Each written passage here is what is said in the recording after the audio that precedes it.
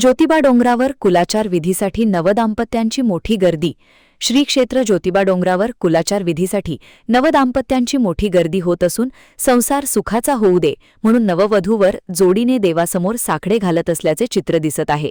वैशाख महिना सुरू झाल्याने लग्नसराईचा हंगाम जोरात सुरू आहे.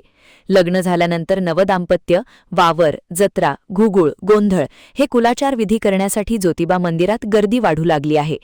पारंपरिक पद्धतीने पुजाऱ्याच्याकडून कुलाचार विधी केला जात आहे. वावर जत्रा हा कुलाचार विधी करताना देवाच्या साक्षीने परत एकदा लग्नगाठ मारून जोडीने पान सुपारीचा विडा व श्रीफळ ठेवून देवाचा सुखी संसारासाठी आशीर्वाद घेतात. देवाला संपूर्ण पोशाख, लग्नाचा आहेर देऊन आपल्या कुलवधूची पारंपरिक पद्धतीने उखाणा घेऊन परिचय दिला जात आहे. ओटीत आशीर्वादाचा नारळ घेऊन नवदाम्पत्य मंदिराच्या 5 प्रदक्षिणा घालतात. श्री यमाईदेवीला खणा नारळांची ओटी नववधू अर्पण करीत आहेत. श्री यमाईदेवीच्या मंदिरात पीठ-मीठ अर्पण करून आमचाही संसार पीठ-मिठाने सतत भरून राहू दे म्हणून देवीला साकडे घालत आहेत.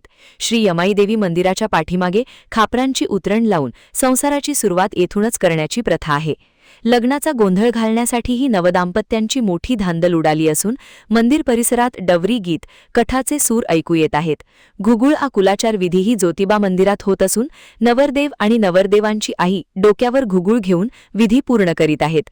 वावर जत्राचे उखाणे, लग्न गोंधळांचे डवर आणि घुगुळांचे ढोलांचे आवाज मंदिर परिसरात घुमू लागले आहेत. महान कार्य न्यूजसाठी दत्तात्रय धडेल, ज्योतिबा डोंगर.